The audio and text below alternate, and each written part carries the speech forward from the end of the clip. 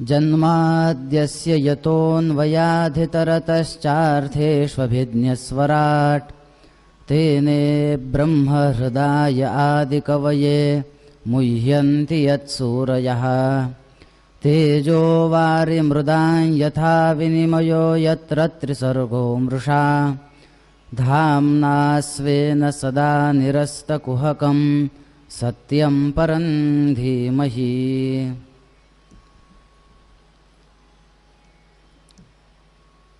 कालपासनं मोठ्या आनंदामध्ये अधिक मासाच्या निमित्ताने आपण भगवंतांच्या कथा ऐकत आहोत। काल आपला पहिला दिवस झाला, त्याच्यामध्ये आपण कशा प्रकारे भागवताचं श्रवण केल्याने मनुष्याच्या जीवनामध्ये काही बदल घडतात ते बघितलं। भागवत ऐकल्याने पुण्य मिळतं याच्यापेक्षा आधी पुण्य असेल तर भागवत ऐकायला मिळतं। काल आपण कार्यकारण भाव बघितला, ते कसं योग्य आहे ते पण बघितलं। त्यानंतर भागवताचं महत्त्व काय आहे याच्यासाठी भक्ती, ज्ञान आणि वैराग्य यांची कथा बघितली। ज्ञान वैराग्य वृद्ध झालेले असताना इकडे सनकादिकांनी नारदांना भागवत सांगितलं आणि हे दोघं तरुण झाले। भक्तिस्तुतौ तरुणो गृहीत्वा प्रेमैक रूपा सहसा विरासित श्रीकृष्ण गोविंद हरे मुरारे नाथेति नामानि मुहुर्वदंती। काल आपण बघितलं ते तरुण झाले। शौनकांनी प्रश्न केला की हे भागवत ऐकल्याने फक्त चांगल्यांचाच उद्धार होतो का जे अतिशय पापी आहेत त्यांचा सुद्धा उद्धार होतो? मग त्याच्या उत्तरामध्ये आपण अजून एक कथा बघितली, ते म्हणजे गोकर्ण आख्यान बघितलं। तो गोकर्ण कसा होता, ती धुंदुली कशी होती, त्या धुंदुलीचे काही विशेष असे विशेषण बघितली।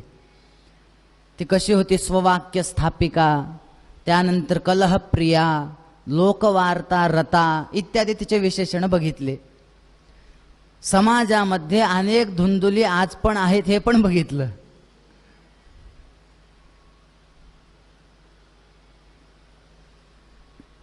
आपण काल धुंदुलीची कथा बघितली, पण तुम्हाला एक सांगतो की तो आत्मदेव असेल, ती धुंदुली असेल, तो धुंदुकारी असेल, ते गोकर्ण असेल, ते तुंगभद्रा नदी जी असेल, ते तळ जी असेल, ही कथा आहे ठीक आहे, पण या कथेच्या मागे काहीतरी वेगळा अर्थ दडलेला आहे।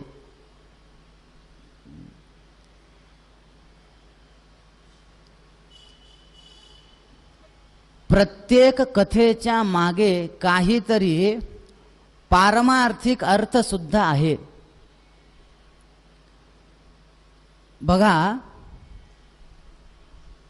तो गोकर्ण, ती धुंदुली, धुंदुकारी, तो आत्मदेव सगळे आपणच आहेत।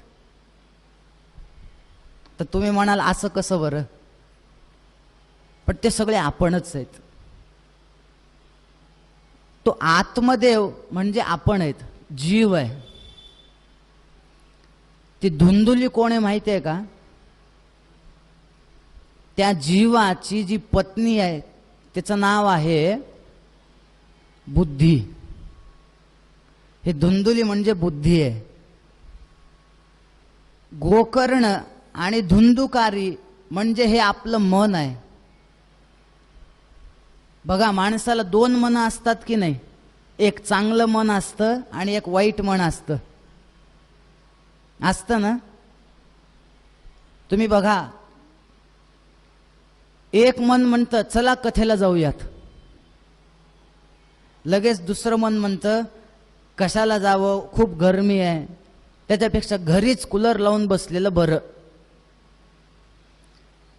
कथेला जाऊत म्हणणारं मन म्हणजे गोकर्ण आहे आणि घरीच कूलर लावून बसवत असं म्हणणारं मन म्हणजे धुंदुकारी आहे.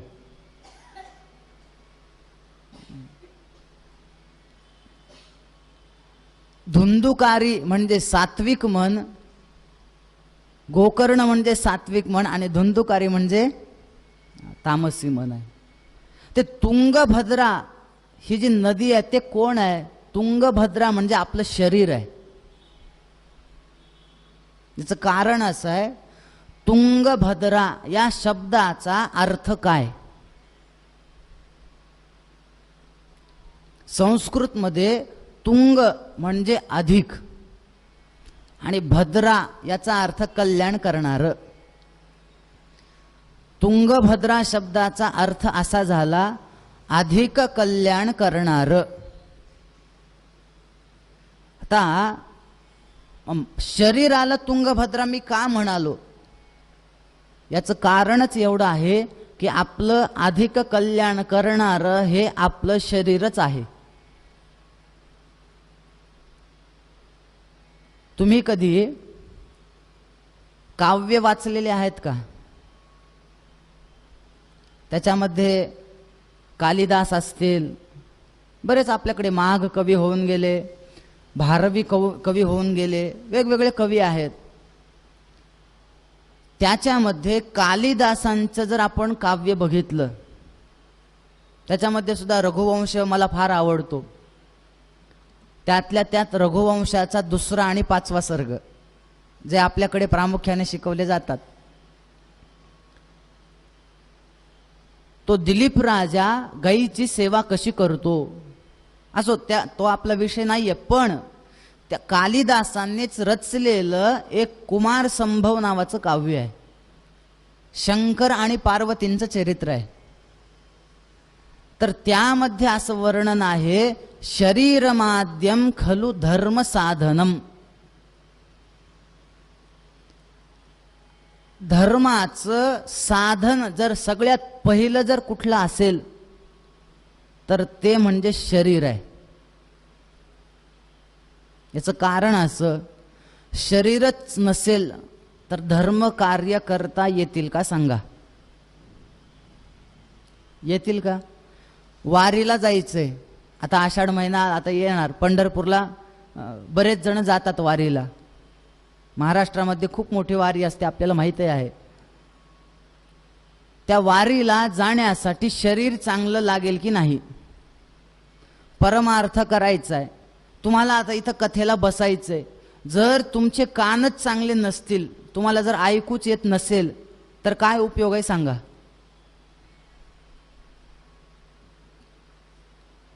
म्हणून आपण म्हणतो बघा, शरीर चांगलं तर सगळं करता येईल, नाही तर सगळं आहे पण शरीर नाही चांगलं तर. म्हणून आपलं अधिक कल्याण करणारं कोण असेल तर ते म्हणजे शरीर आहे. म्हणून जे तुंगभद्रा म्हणजे शरीर. त्या धुंदुकारीने 5 वेश्या घरात आणल्या होत्या. तर त्या 5 वेश्या कोण आहेत? तर त्या 5 वेश्या म्हणजे हे 5 विषय आहेत. हे विषय काय करतात? विषय त्या जीवाला मारण्याचा प्रयत्न करतात, विषय त्या मनाला मारण्याचा प्रयत्न करतात. ते विषय आपल्याला चांगलं कार्य करू देत नाहीत. धुंदुकारी बिघडला कशामुळं? त्याने त्या वेश्येच्या आहारी गेला. म्हणजे मन जर विषयांकडे धावेल तर त्याला बंधनामध्ये पडावं लागेल, शेवटी तो अडकेल. मग या कथेतून आपल्याला काय शिकायचंय? भागवताच्या कथेच्या मागचा उद्देश काय आपण बघितला पाहिजे. व्यासांना हे सांगायचं का, हो एक होता राजा, त्याला 2 बायका होत्या, एक आवडते होते एक नावडते होते, त्यांना काही मुलं होते, काही दिवस राज्य केलं आणि मरून गेले.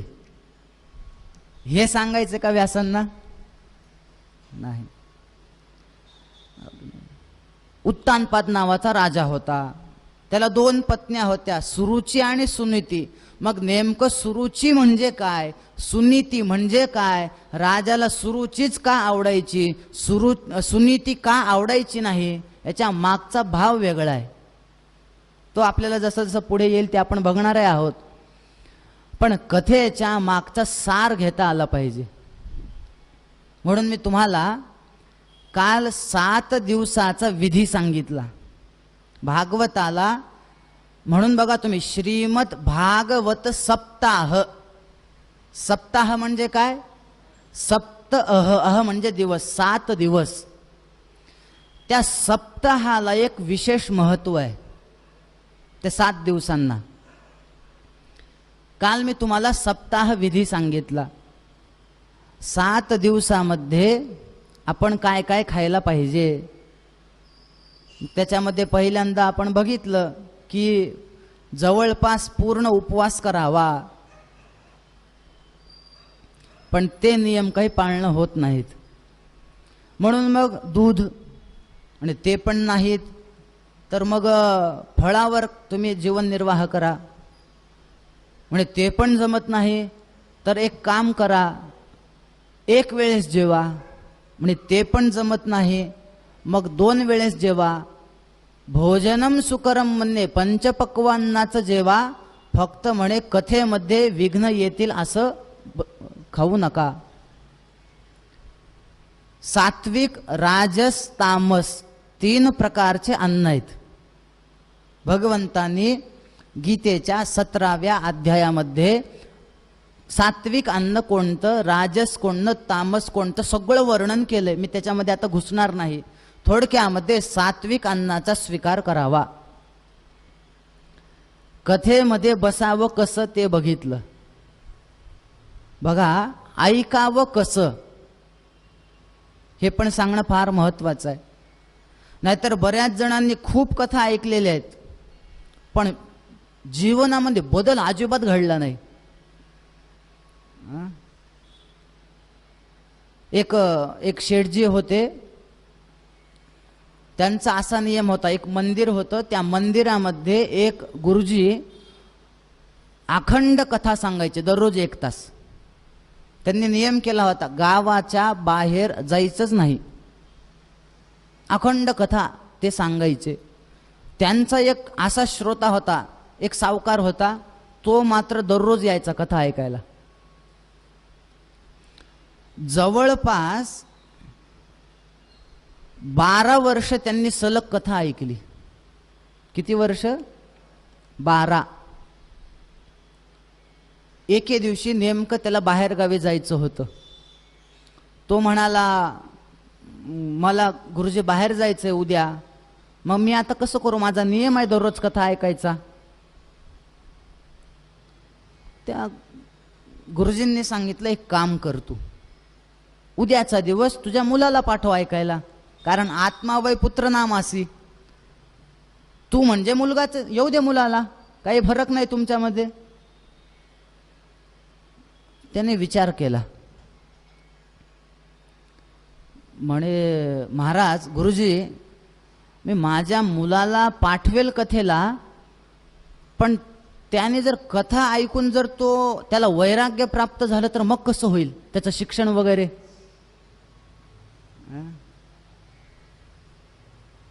त्या गुरुजींनी सांगितलं, 12 वर्ष झाले तू सुधारला नाहीस, तुझं पोरग एका दिवसात काय सुधारणार आहे म्हणले. येऊ दे त्याला, काही होत नाही. म्हणून कथा ऐकावी कशी. काल आपण बघितलं, गोकर्णाने सगळ्यांना कथा सांगितली, पण विमान फक्त धुंदुकारीसाठी आलं. का बरं? ऐकण्याचे काही नियम पाळले तरच त्याचं फळ मिळतं. विश्वासो गुरुवाक्येषु स्वस्मिन् दीनत्व भावना मनोदोष जयश्चैव कथायां निश्चला मतिः एवमादिकृतञ्चेत् स्यात् तदा वै श्रवणे फलम. कथा ऐकत असताना, तसे तर श्रोत्याचे आणि वक्त्याचे 14 लक्षण आहेत.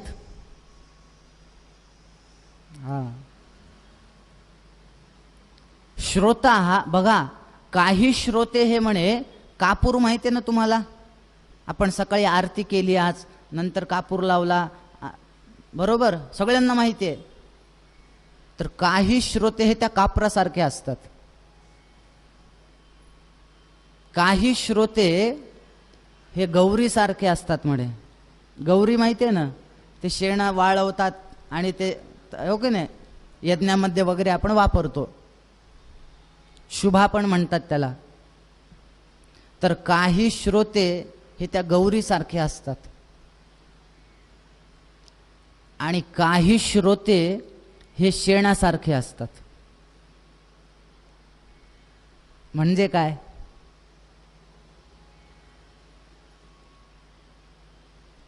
कापरासारखे श्रोते, याचा अर्थ काय?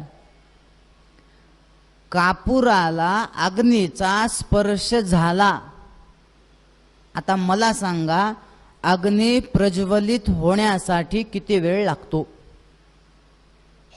लगेच तत्क्षणी पेटतं की नाही ते? तसे काही श्रोते असे असतात म्हणे, सिद्धांत सांगितल्या त्यांच्या लक्षात येतं, हा हे आहे, जे कापरासारखे लगेच लक्षात येणार. काही श्रोते असे असतात शुभा गौरी सारखे. आता गौरीला काडी लावली ते लगेच प्रज्वलित होते का हो? नाही ना होत, थोडा वेळ लागतो. थोड्या वेळाने पण प्रज्वलित होते. तसे काही असतात, पहिल्या दिवशी नाही, दुसऱ्या दिवशी नाही, तिसऱ्या चौथ्या तरी दिवशी कळतं, हा भागवत चालू आहे.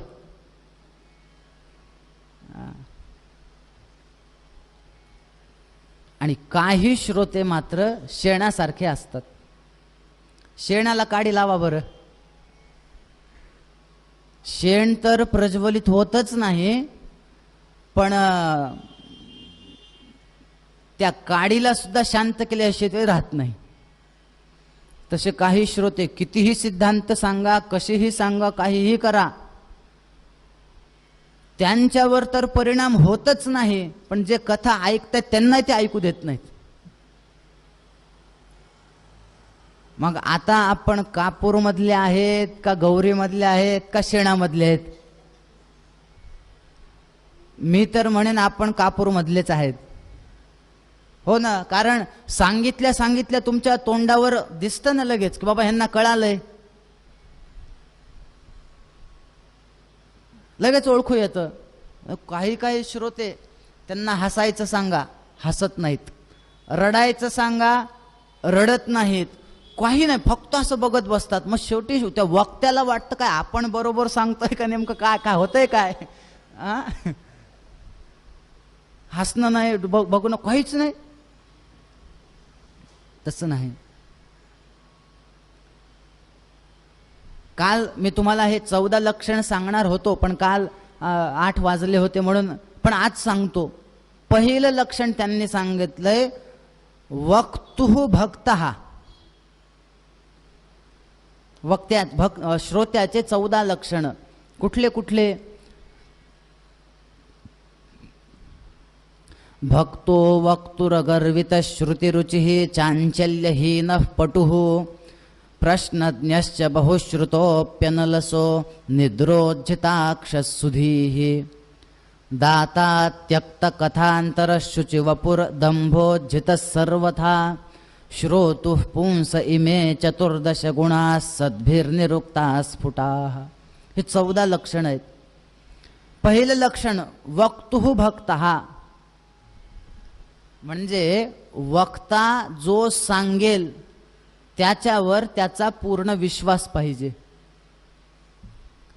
वक्त्याची तो निंदा करणारा नाही पाहिजे, असं वर्णन आहे बरं. शिवपुराणात एक श्लोक येतो की जो वक्त्याची निंदा करेल, बघा बरं काय सांगितलंय, वक्त्याची जो निंदा करेल म्हणे पुढचा जन्म त्याला कुत्र्याचा मिळतो.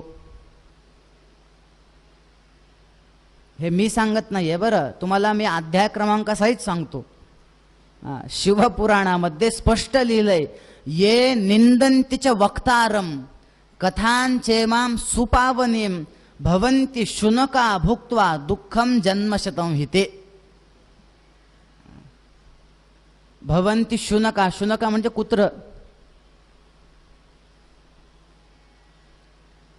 दोघांना नावं ठेवले तर वक्तारम सुपावनीम कथाम, कथेला आणि वक्त्याला नावं ठेवले तर.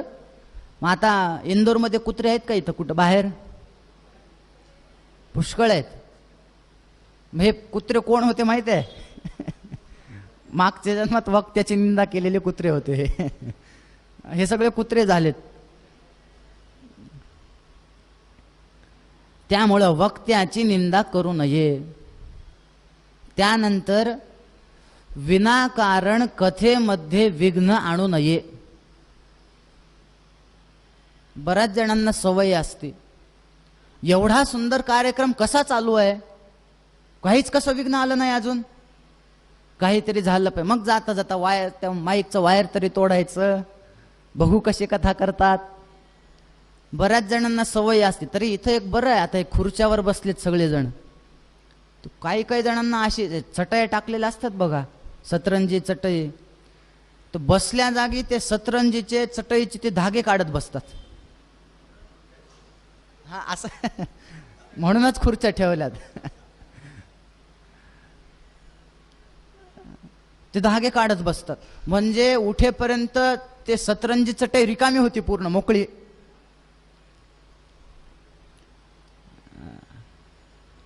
विनाकारण इतरांना, आयोजकांना त्रास होईल असं आपण वागू नये. त्यानंतर कथेतून मधूनच उठून जाऊ नये. हां, जर काम आलं तर उठून जावं,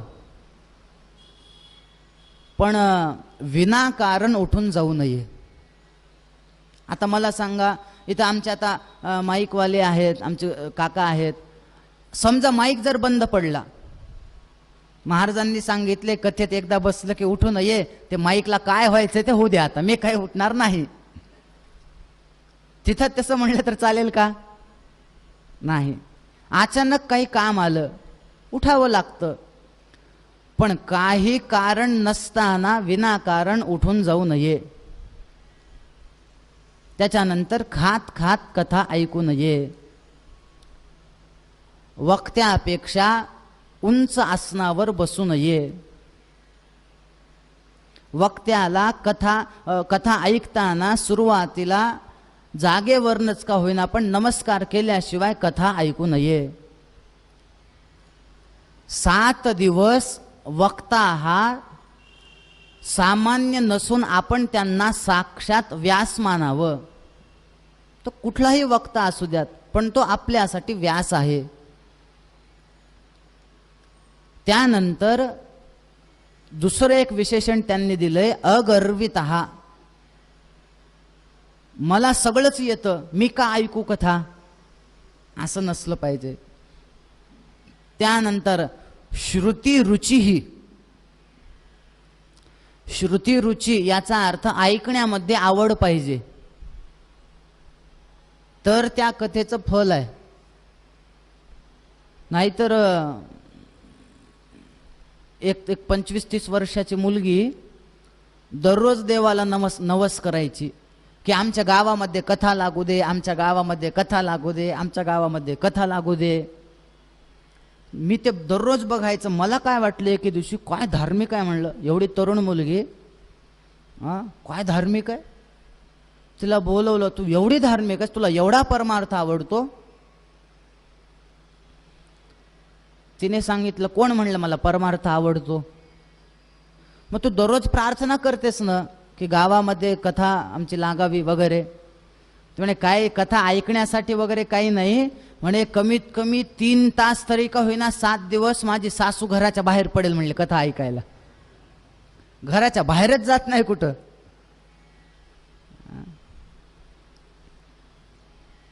तसं नाही. श्रुती रुची ही. अजून एक सांगितलंय, चांचल्यहीन, मनामध्ये चंचलता नसली पाहिजे. जर मनामध्ये चंचलता असेल तर कथा ऐकायला होत नाही. तुम्ही बघा, असं समजा आता सगळेच घरचे आलेत, घराला कुलूप लावून आलेत, असं एक धरा.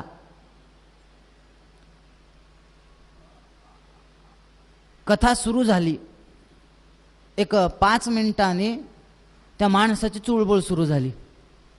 इकडं बघ, तिकडं बघ, हा हे कर ते कर. त्याला विचारलं, बाबा काय झालं तुला, तू एवढं का चुळबुळ करतोयस? काय सांगावं महाराज, आमच्या घरचे सगळेच कथेला आलेत आणि ते घरी मी कुलूप लावून आलो की नाही ते लक्षातच नाही माझ्या. चुळबुळ सुरू. म्हणलं वा कुठं आहे घर? अगदी 5 मिनिटावर आहे. म्हणलं जाऊन बघून ये, मग तुला चांगलं ऐकता येईल. तो गेला, बघून आला, बसला. पुन्हा एक 10 मिनिटांनी पुन्हा चुळबुळ सुरू झाली. म्हणलं आता काय झालं? नाही महाराज, ते मी कुलूप लावलं की नाही ते तर बघितलो, पण ते ओढून बघायचं राहिलं. म्हणलं ओढून बघितलं नाही. मी म्हणलं एक काम कर, पुन्हा घरी जा, बघून ये, तुला ऐकता येईल चांगलं. पुन्हा घरी गेला, ओढून बघितलं, पुन्हा आला. आल्यानंतर 15 मिनिटांनी पुन्हा चुळबुळ. म्हणलं आता काय झालं? नाही महाराज, ते कुलूप पण लावलं, ओढून पण बघितलं, पण ते कढी लावून कुलूप लावलं का तसंच कुलूप लावलं बघायचं राहिलं. म्हणलं त्याच्यामध्ये 8 वाजले, आरतीला आला, त्या भानगडीमध्ये येण जाण्या करण्यात. मला सांगा, असं जर असेल, चंचलता जर मनामध्ये असेल, तर कथा ऐकता येईल का? म्हणून एक एक विशेषण का दिले असतील त्याचा आपण विचार करा.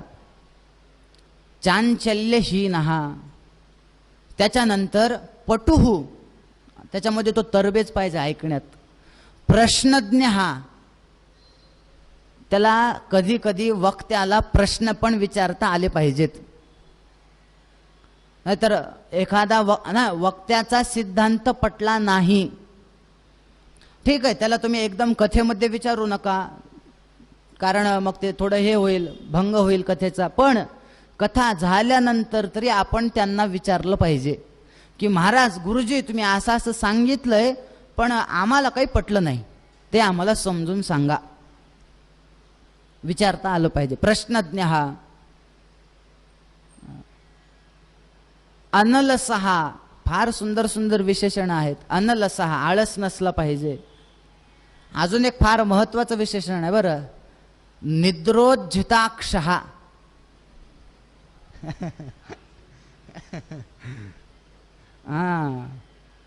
त्याच्यात ते फार एक विशेषण बारकाईनं दिले बरं. निद्रोज्झिताक्ष म्हणजे अक्ष शब्द टाकलाय, म्हणजे माणसाने झोपेचा त्याग करू नका, माणसाच्या डोळ्यांनी झोपेचा त्याग केला पाहिजे. बरेच जण डोळे उघडे ठेवून झोपतात. इथं आहे का कोणी तसं सांगा? डोळे उघडे ठेवून झोपणार? निद्रोज्झिताक्ष, झोपेचा त्याग केला पाहिजे, नाहीतर फार फजिती होते. मग झोपेचा त्याग केलं. माझी अशीच एकदा रामकथा चालू होती आणि समोरच एक आजी बसल्या होत्या. आता रामायण तुम्ही तसं ऐकलेलं असेल, या ठिकाणी अशी कथाच नसेल की ती झाली नाही. आता सगळ्या कथा इथं झालेल्या आहेत. रामकथा आपण ऐकली आहे. रामायणामध्ये मला सांगा, सीता मातेला कोणी पळवून नेलं? रावणाने. सीता मातेचं हरण कोणी केलं? रावणाने. मी कथेत तो प्रसंग चालू होता की असं असं ते मारीचाला हरणाचं रूप ते सगळं झालं आणि रावण आला आणि रावणाने सीतेचं हरण केलं. झालं, इथपर्यंत कथा आली. नेमकं हे वाक्य झालं, त्या समोरच्या आजीला लागली झोप. वाक्य काय झालं? रावणाने सीतेचं हरण केलं. तो झोपी गेला. तिला जी पुढे जाग आली ते एकदम सीता माता त्या अशोक वाटिकेत पोहोचल्यावरच आली. तिला वाटलं आता पुढे काय झालं असेल, पुढे काय झालं असेल. मी तर झोपले, मग आता कुणाला विचारावं? बर, ओळखीच्या व्यक्तींना जर विचारलं तर ते काय म्हणणार? काय बाई आहे बाबा, कथेत येते आणि कथेत येऊन झोपते. त्यांना तर विचारता येत नाही. मग आता ओळखीचं कोण नाही त्यांना विचारावं. मग ते इकडं तिकडं इकडं तिकडं फिरू लागली. पण ती आजी अशी होती, सगळं गाव तिला ओळखत होतं. काही काही लोक असतात बघा, त्याचं नाव घेतलं त्याला कोण ओळखत नाही. म्हणजे सगळ्या गावाने ओळखावं, फक्त चांगल्या ह्याच्याने ओळखावं. त्याला कोण ओळखत नाही, एवढे कुटाने करतो असं म्हणणारा नसून येतो. त्या आजीने आता काय करावं काय करावं, कोण ओळखीचं नाही. तिच्या असं लक्षात आलं की ते कथाकार जे महाराज आलेत त्यांचं तर राज्यच दुसरं आहे. ते बेलगाववरनं महाराष्ट्रातनं आलेत, आपण मध्य प्रदेशमध्ये आहेत. मग एक काम करूच, महाराजांनाच विचारलो बस कुठं राहतात महाराज. त्यांना काढली चौकशी, नरहर गुरु वैदिकाश्रम. आले, महाराज एक विचारायचंय. म्हटलं विचारा. ते काल तुम्ही जे सांगितलं की रावणाने सीतेचं हरण केलं, मग पुन्हा त्या हरणाची सीता केली की नाही?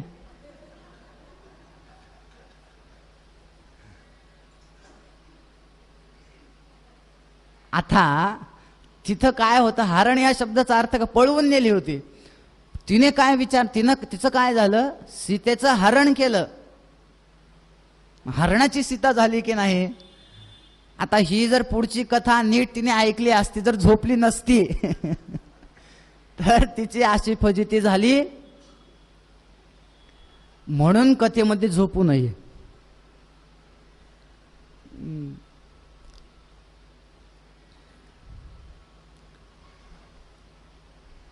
निद्रोज्झिताक्षः, त्याच्यानंतर सुधीही. सुधी, धी म्हणजे बुद्धी. श्रोत्याची बुद्धी चांगली असावी. थोडक्यामध्ये त्याला काहीतरी कळणारं असावं. अहो आता आम्हाला कथा करताना एवढे अनुभव येतात. आता जसं आमचे सबनीस गुरुजी बसलेत ना इथं, तसेच एक जण असे अगदी समोर बसले आणि सुरुवातीला एक सिद्धांत सांगितला मी, त्यांनी अशी मान हलवली. आता खरं सांगा, माणूस मान कधी हलवतो? विषय कळाल्यावर माणूस मान हलवतो. मला काय वाटलं, थोडा वेदांताचा सिद्धांत सांगितला, त्याने अशी एवढ्या जोरात मान हलवली, बहुतेक हा अभ्यासू व्यक्ती आहे.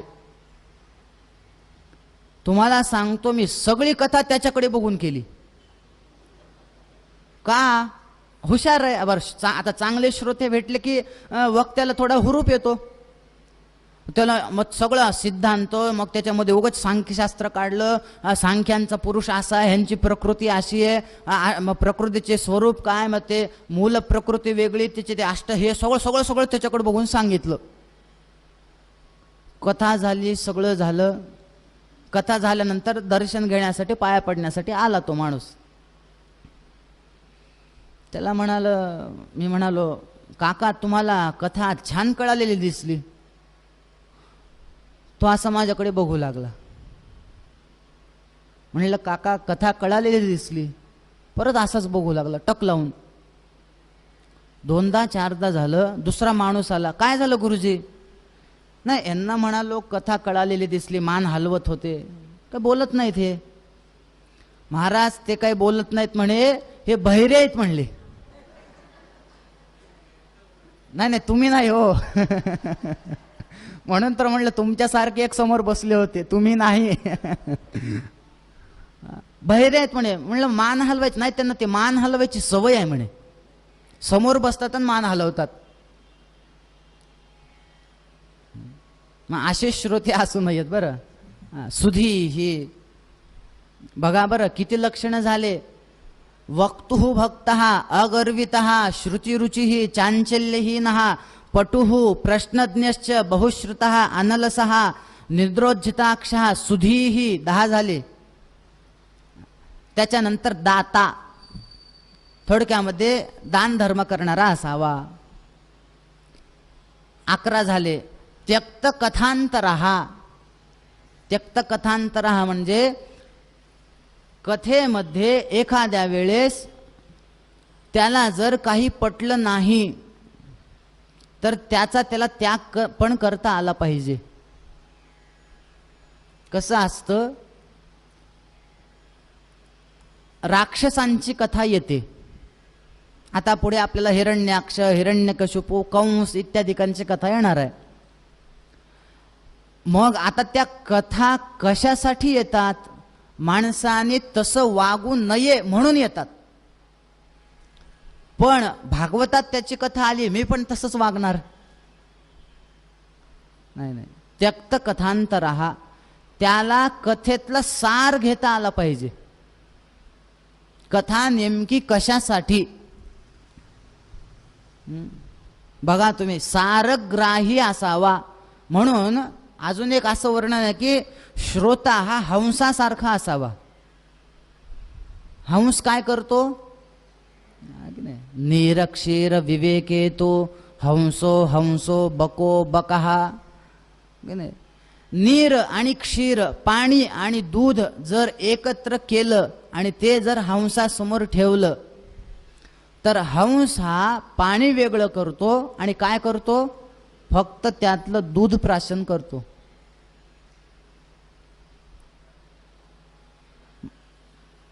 इंदोरचं दूध कसं आहे हो? त्याच्यामध्ये पाणी टाकून देतात का तसंच देतात?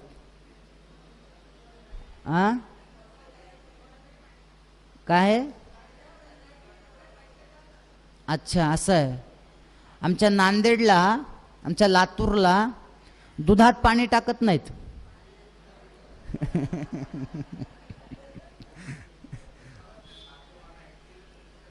नाही नाही, जरी ऐकलं तरी त्यांना मान्य आहे ते. दुधात पाणी नाही, पाण्यात दूध. लातूरमध्ये जर हंस आले तर सगळ्या दूध डेऱ्या बंद पडणार. नीर क्षीर विवेकेतु हंसो हंसो बको बकः. मग हंसासारखा श्रोता असावा. म्हणजे काय? त्या कथेमध्ये चांगलं पण चरित्र येतं, कथेमध्ये राक्षसांचं पण चरित्र येतं, असुरांचं पण येतं. त्याच्यातून घ्यायचं काय? 7 दिवस रामकथा ऐकली. एकाला विचारलं, का रे बाबा 7 दिवसामध्ये रामकथेतून काय घेतलं? त्यांनी सांगितलं, गुरुजी सोपं आहे, मी एकच घेतलं 7 दिवसातून. विनाकारण दुसऱ्यांच्या बायकोला पळवायचं नाही. पळवलं तर त्या रावणासारखा नाश होतो. नाही, हे चांगलं घेतलं त्यानं. काय, इतरांच्या स्त्रीला पळवू नये, चांगलं घेतलं रामकथेतून. योग्य आहे ते. म्हणलं छान, काही हरकत नाही बाबा, एवढं तरी घेतलं ना, दुसऱ्यांच्या बायकाला पळवायचं नाही. ठीक. दुसरा आला, तू 7 दिवसात काय शिकलास बाबा रामकथेतून? त्यांनी सांगितलं, काही नाही महाराज, सोपं आहे, मी एकच शिकलो, मेलो तरी चालेल पण दुसऱ्याची पळवून आणलेली बायको परत द्यायची नाही. बघा आहे. म्हणून त्यक्त कथांतरः. म्हणून आपल्याला कथेतील सार घेता आला पाहिजे.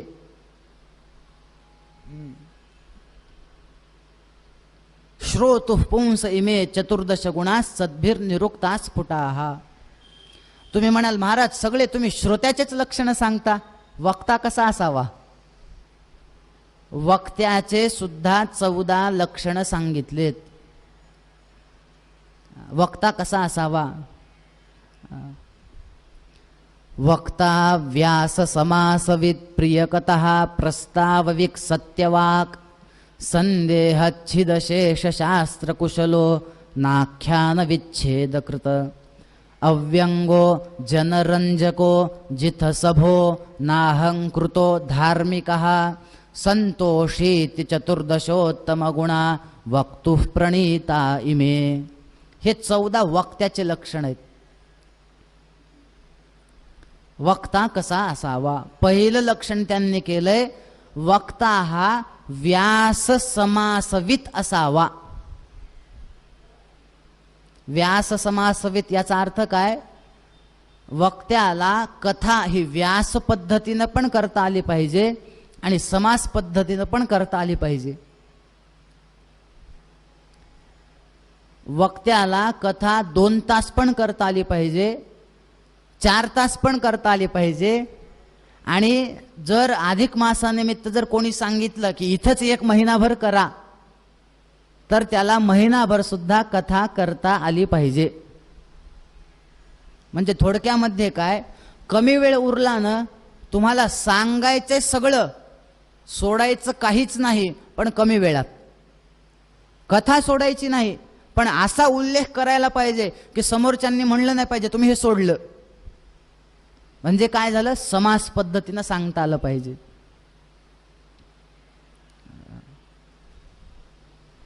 आणि दुसरं व्यास, समजा एखाद्या वेळेस अचानक काही झालं. आमच्याकडे एकदा घटना घडली अशी, एक आळंदीवरून महाराज बोलवले.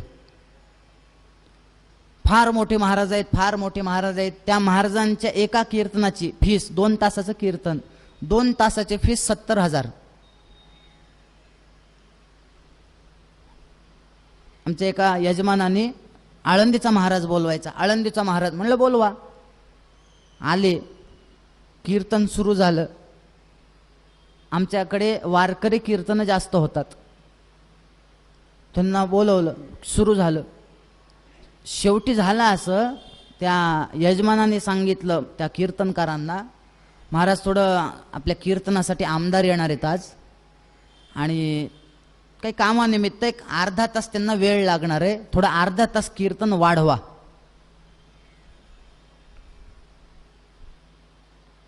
त्या महाराजांना घामच सुटला. का माहितीये, त्यांनी बरोबर 2 तासाचं पाठ करून आलेले होते म्हणे. अर्धा तास वाढवा म्हणलं, मग ते नंतर म्हणे एक काम करा, त्यांचे 2 तासाचं त्यांचं ते संपलं, कोटा संपला सांगायचा, हात वर करा म्हणे सगळ्यांनी, चला मी म्हणतो तसं भजन करा. भजन केलं, अर्धा तास घातला. आमदार काही अजून आला नव्हता. महाराज ते म्हणे 15-20 मिनिटं वाढवा हो. अक्षरशः घामाघूम झालते महाराज. तसं असू नये. व्यास समासवित, त्याला थोडं वाढवता पण यावं आणि त्यांना थोडं कमी पण करता यावं. त्याच्यानंतर सांगितलं, प्रिय कथा हा, श्रोत्यांना वाईट वाटेल असं बोलू नये, प्रिय बोलावं. त्यांना आवडेल, त्यांना पटेल असं बोलावं. त्याच्यानंतर प्रस्ताववित, सत्यवाक, संदेहच्छिद. संदेहच्छिद म्हणजे एखाद्या वेळेस जर श्रोत्याने प्रश्न केला, एखादा काही विचारलं, तर त्याला त्याचं लगेच उत्तर देता यावं. आत्ता मला वेळ नाही, नंतर देतो म्हणू नये, लगेच द्यावं. पुढे सांगितलं, अशेष शास्त्र कुशलहा, म्हणजे भागवत कथा ठेवली याचा अर्थ त्याला फक्त भागवतच येईल असं नाही. त्याला रामायण पण करता यावं, त्याला शिवपुराण पण करता यावं, त्याला देवी भागवत पण करता यावं, त्याला गणेश पुराण पण करता यावं, त्याला सगळ्या पुराणांचं ज्ञान असावं. म्हणून आमच्या पुराणांच्या ज्या परीक्षा होतात ना, त्याला एक पुराण कधीच ठेवत नाहीत ते. जवळपास सगळे पुराण परीक्षेला असतात. एका वेळेस विष्णू पुराण, एका वेळेस कूर्म पुराण, एका वेळेस मग त्याच्यामध्ये वाल्मिकी रामायण ठेवतात.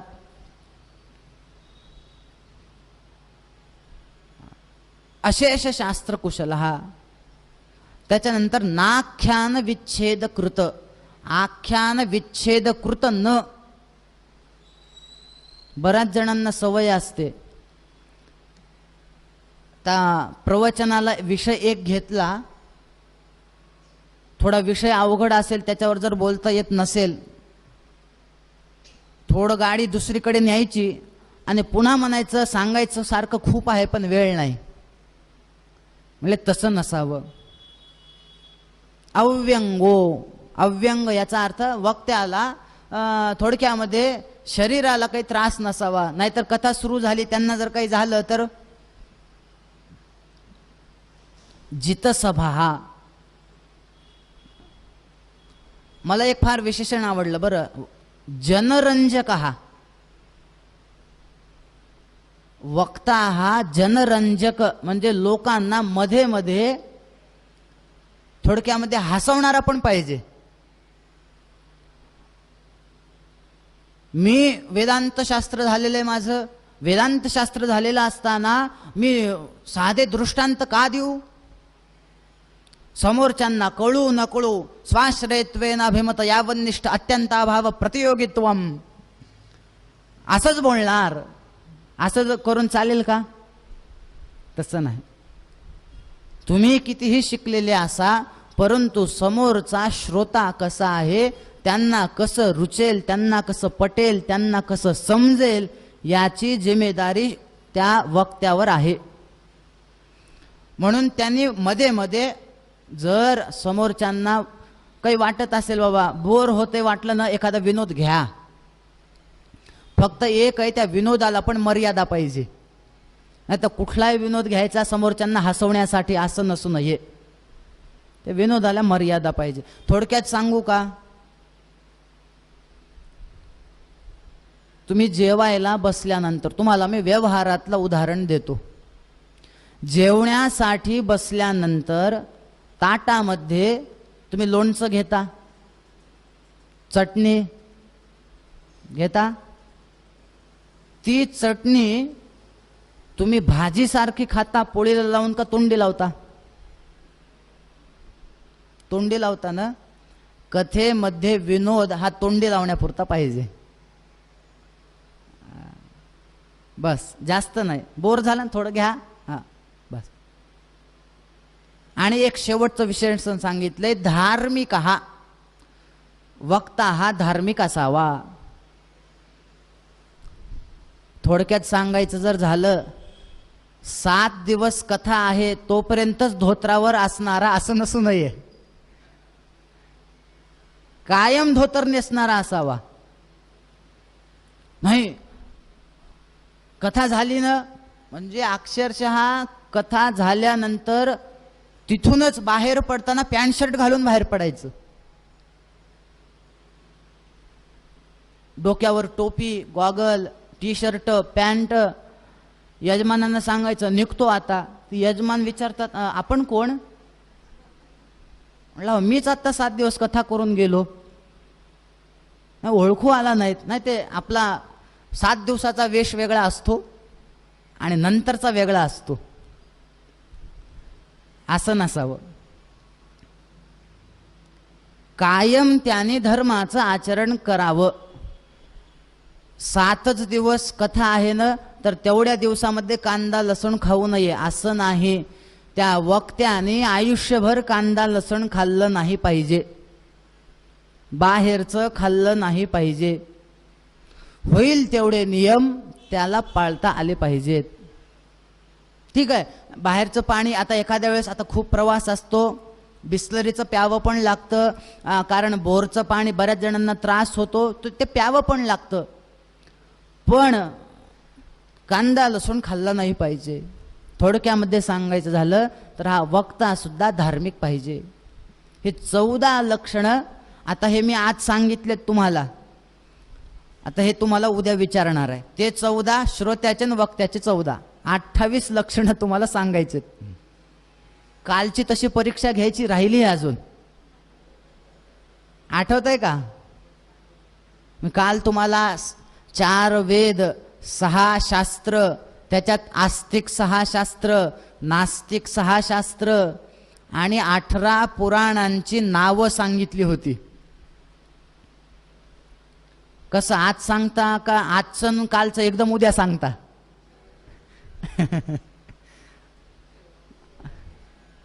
आ उद्या सांगता? होय, मध्यांतानंतर सांगता. बर, तुम्ही म्हणाल तेव्हा फक्त 7 दिवसाच्या आत सांगायचं.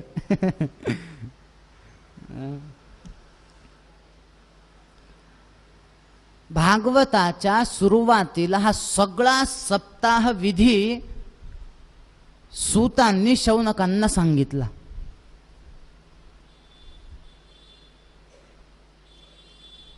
ज्याप्रमाणे भागवताच्या महात्म्यामध्ये मंगलाचरण आहे, त्याचप्रमाणे भागवताच्या सुरुवातीला सुद्धा प्रथम स्कंदात मंगलाचरण आहे. जन्माद्यस्य यतोऽन्वयादितरतश्चार्थेष्वभिज्ञ स्वराट तेने ब्रह्म हृदय आदि कवये मुह्यन्ति यत्सूरयः तेजो वारि मृदां यथा विनिमयो यत्र त्रिसर्गो मृषा धाम्ना स्वेन सदा निरस्तकुहकं सत्यं परम धीमहि. व्यास म्हणतायत की त्या परमसत्याचं मी ध्यान करतो. कोणाचं? पहिलं विशेषण दिले जन्माद्यस्य यतः, की जे विशेषण ब्रह्मसूत्रातील दुसरं सूत्र आहे. व्यासांनी जे ब्रह्मसूत्र रचलेत त्याच्यातील अथातो ब्रह्मजिज्ञासा हे पहिलं सूत्र आणि जन्माद्यस्य यतः हे दुसरं सूत्र आहे.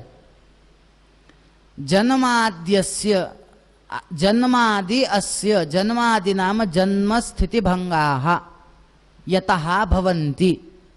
काल आपण थोडक्यामध्ये तो सच्चिदानंद रूपाय श्लोकाचं जे चिंतन केलं त्याच्यामध्ये जे दुसरं विशेषण होतं विश्वोत्पत्त्यादि हेतवे, त्याचाच अर्थ हा आहे.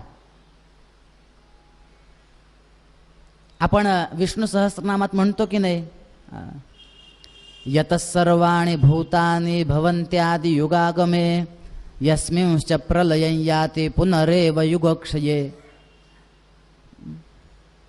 पुढे आहे शेवटी किंवा यतो वा इमानि भूतानि जायन्ते येन जातानि जीवन्ति यत्प्रयन्त्यभिसं विशन्ति ते तद विजिज्ञासस्व तद ब्रह्म. आपल्याला उपनिषद सांगतं.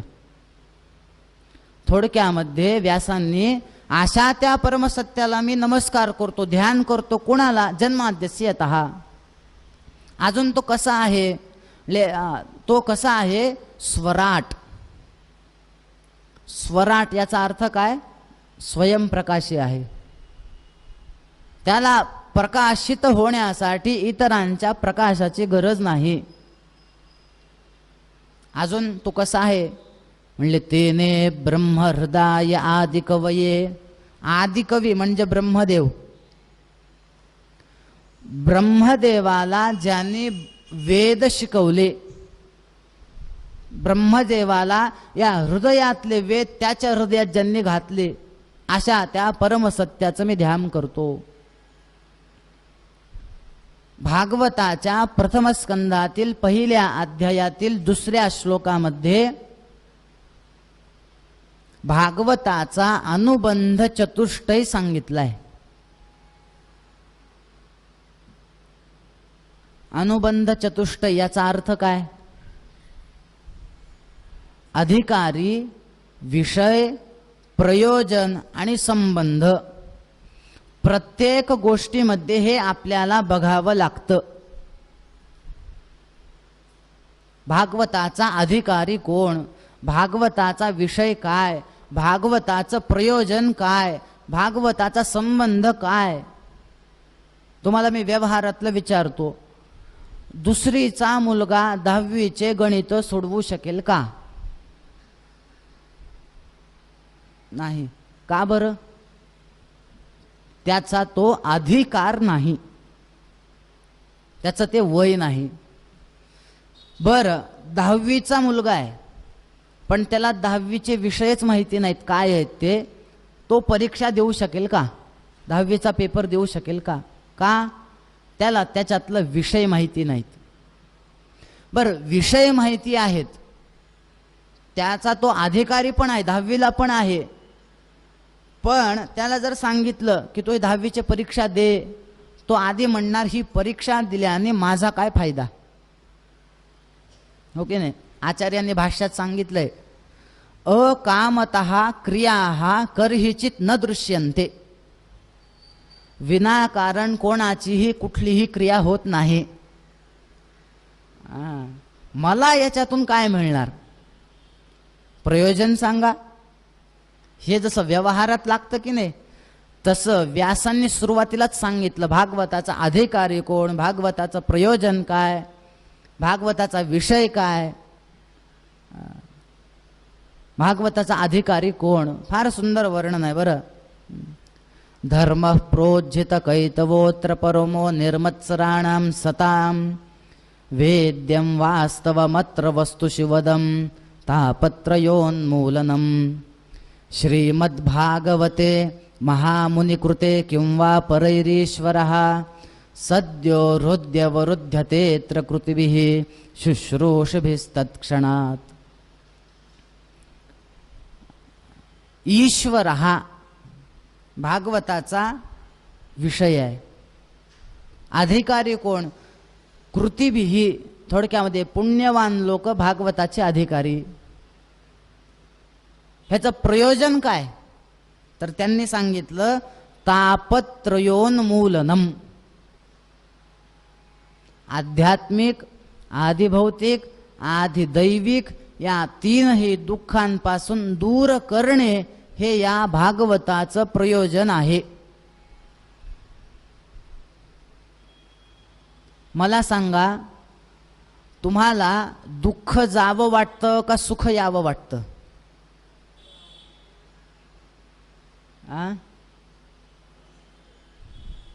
तुम्ही म्हणाल असा कसा प्रश्न आहे? दुःख जावं वाटतं का सुख यावं वाटतं? दोन्ही पाहिजेत. दुःखही जावं वाटतं आणि सुखही यावं वाटतं. पण आता सांगा, दुःख जाऊन सुख यावं वाटतं का दुःख राहून सुख यावं वाटतं? दुःख जाऊन सुख यावं वाटतं. का माहितीये? भरपूर सुख आहे, पण थोडं सुद्धा दुःख त्या सगळ्या सुखावर पाणी टाकतं. तुम्ही बघा, सगळं आहे पण एक दुःख. रामायणामध्ये दशरथांचे शब्द आहेत. स्वतः दशरथ म्हणतायत, माझ्याकडे काय नाहीये, माझ्याकडे पत्नी आहे, माझ्याकडे राज्य आहे, माझ्याकडे संपत्ती आहे, माझ्याकडे काम करण्यासाठी भरपूर सेवक आहेत. पण दशरथांचे शब्द आहेत, पुत्रहीनस्य मे राज्यम सर्वम दुःखाय कल्पते. मला मुलगा नाही ना, त्याच्यामुळे हे सगळं सुख जरी असेल पण मला हे सगळं दुःखावह दिसतं. म्हणजे एक दुःख सगळ्या सुखावर. पहिल्यांदा आपल्या जीवनातील दुःख दूर गेलं पाहिजे.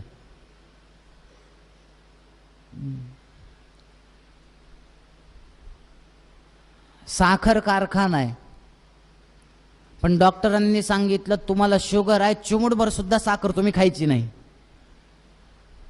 काय उपयोग आहे त्या साखर कारखान्याचा?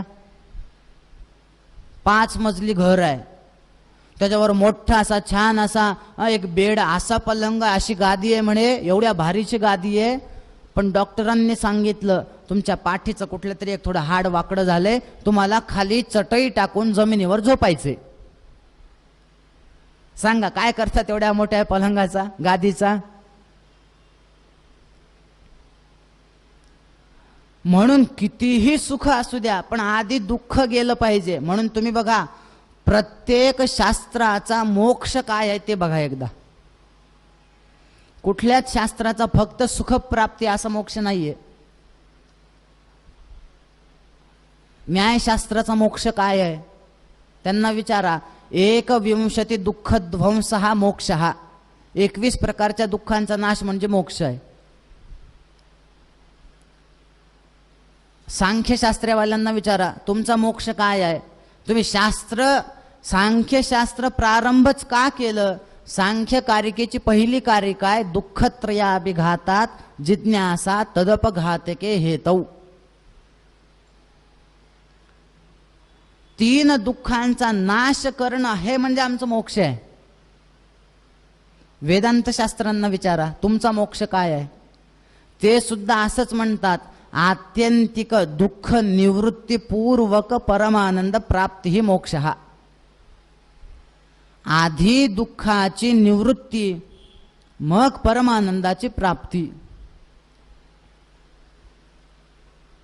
मी साध तुम्हाला इथलं विचारतो व्यवहारातलं. असं समजा आता इथं चटाया वगैरे टाकल्यात सगळं पण खुर्चीवर बसले तसं काही जण खाली आहेत असं समजा. खालचं न झाडता तिथं जर चटया टाकल्या तशाच कचऱ्यावर त्या श्रोत्याला व्यवस्थित बसता येईल का. नाही ना काहीतरी टोचेल त्याला त्रास काहीतरी होईल की नाही. म्हणजे श्रोत्याला व्यवस्थित बसण्यासाठी काय केलं पाहिजे. काही नाही आधी खालचा कचरा काढला पाहिजे मग त्याला आरामाने बसता येतं. हे जसं आहे की नाही तसं आपल्याला जर त्या परमानंदाची प्राप्ती पाहिजे असेल तर आधी आपला कचरा थोडक्यामध्ये आधी दुःख बाजूला झालं पाहिजे मग सुख मिळणार आहे. म्हणून तुम्ही बघा हरिपाठ कोणाकोणाला पाठ आहे सांगा बरं. बरं तरी पण असं एक चरण आहे की ते सगळ्यांना पाठ आहे. कुठलं सांगू. हा हरिमुखे म्हणा हरिमुखे म्हणा पुण्याची गणना पाठ आहे ना सगळ्यांना. इथंच एवढंच मला पाहिजे होतं. माझा मुद्दा इथंच आहे. हरिमुखे म्हणा हरिमुखे म्हणा एकच शब्द दोनदा का. शब्द तेच आहेत हरिमुखे म्हणा हरिमुखे म्हणा. मग असं आहे का हो की माऊलींना अभंग भरवायचे होते पण शब्द आठवत नव्हते मग एकच शब्द दोनदा.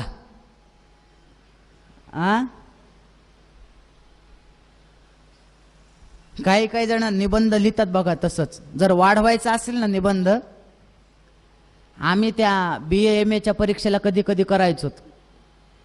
तुम्ही काय लिहिलं ह्याच्यापेक्षा किती पानं भरवले याला महत्व जास्त होतं. मग आम्ही काय करायचं तेच वाक्य थोड्या वेगवेगळ्या पद्धतीत लिहायचं. थोडक्यामध्ये आज काय जेवलं. आज पिठलं भाकरी. काल काय भाकरी पिठलं. मग माऊलींना शब्द आठवत नव्हते म्हणून त्यांनी काय केलं भरवायचं तर आहेत बाबा तेवढे अभंग मग हरिमुखे म्हणा दोनदा लिहून टाकलं. असं आहे का. याचा सुद्धा जर आपण बारीक विचार केला तर पहिलं हरिमुखे म्हणा हे दुःख निवृत्तीसाठी आणि दुसरं हरिमुखे म्हणा हे सुखप्राप्तीसाठी.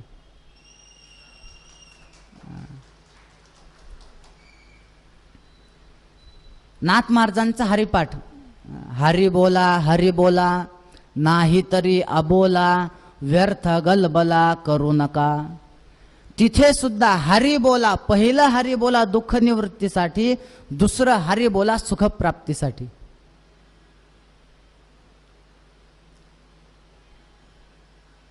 मी हे का सांगतोय तुम्हाला की सगळ्यात पहिल्यांदा माणसाच्या जीवनातलं दुःख बाजूला झालं पाहिजे.